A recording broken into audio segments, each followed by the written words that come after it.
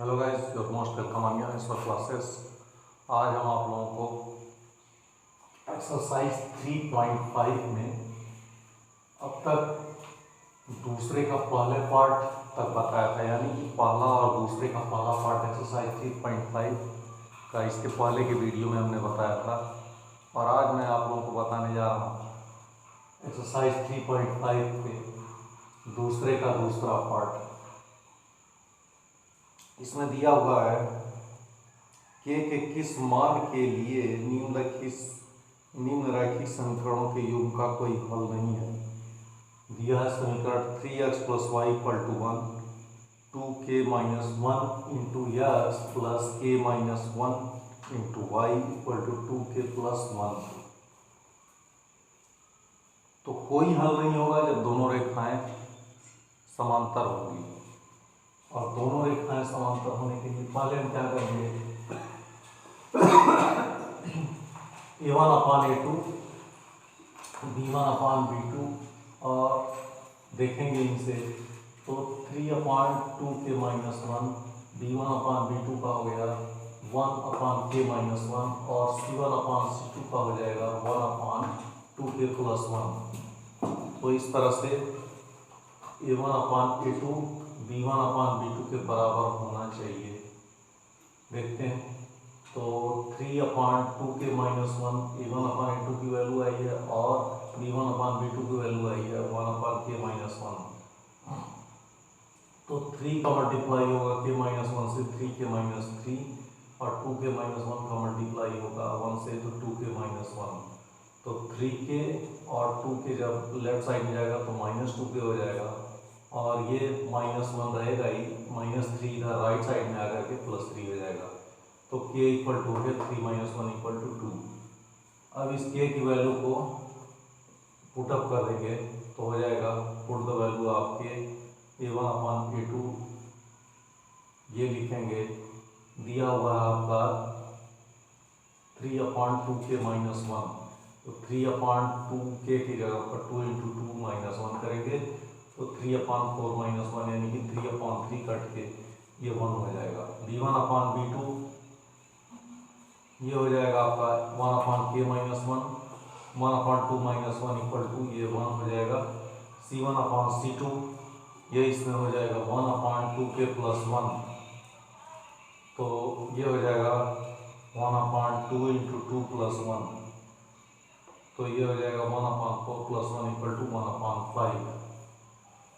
तो यही दिया हुआ है कि k के किस मान के लिए निम्नलिखित समीकरणों के योग का हल नहीं है। तो k के यही सारे मान होंगे।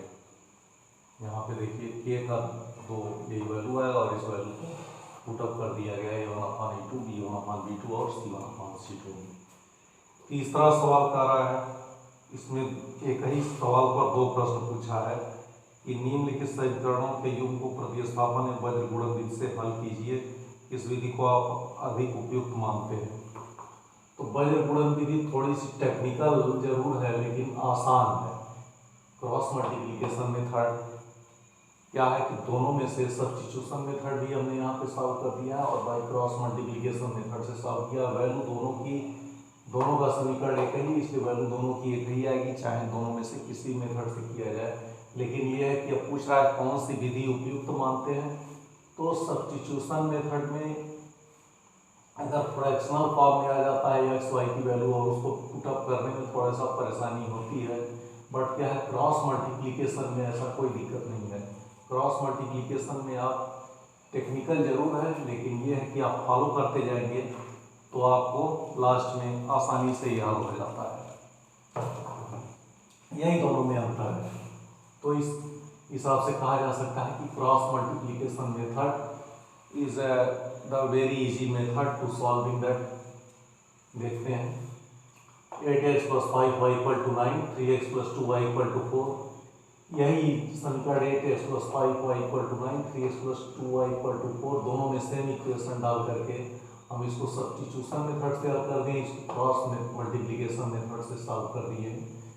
देखिए यहाँ पे इक्वेशन 1 टेकअप करेंगे तो हो जाएगा 8x + 5y = 9, 8x = हो गया 9 - 5y। इस तरह से x = हो गया 9 minus 5y equal to 8, 9 minus 5y upon 8। अब इस x की वैल्यू को इस इक्वेशन नंबर 2 में रख देंगे तो हो जाएगा 3 इंटू x की जगह पर 9 minus 5y upon 8 plus 2y equal to 4।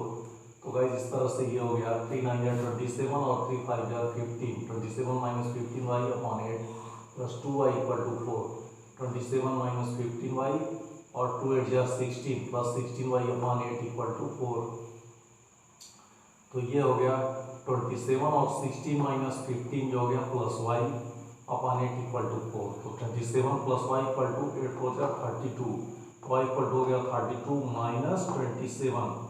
तो यहाँ पे घटाने पे ये हो गया y इक्वल टू 5। अब put the value of y on equation number 2। Equation number 2 में अगर y की वैल्यू पुट अप कर दें,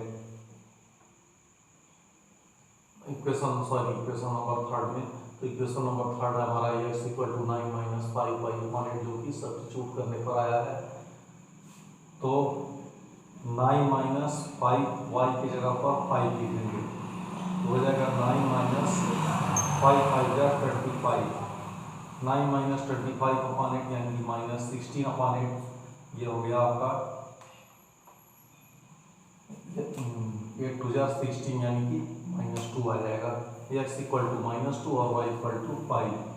यही सेम आंसर यहाँ भी आया हुआ है, x equal to 2 y equal to -2 y equal to 5, but इसको क्रॉस मल्टीप्लिकेशन मेथड से सॉल्व किया गया है।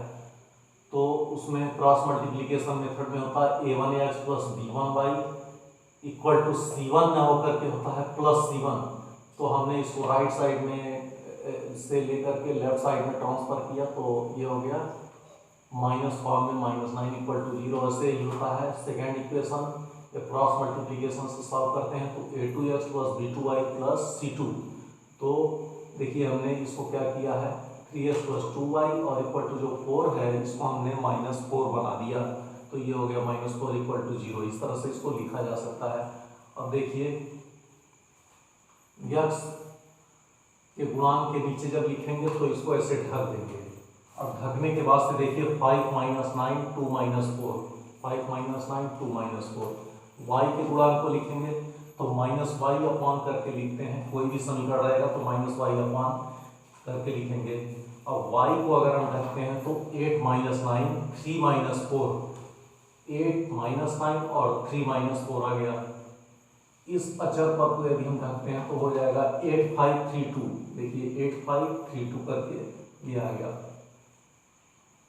अब हम क्या करेंगे क्रॉस मल्टीप्लिकेशन कर देंगे x अपॉन 5 4 जा 20 माइनस 20 और 2 9 जा 18 माइनस मिलकर के प्लस 18 हो जाएगा लास्ट में। फिर 8 4 जा 32 माइनस 32 हो गया और माइनस 9 3 जा 27 माइनस 27, 8 2 जा 16 5 3 जा 15।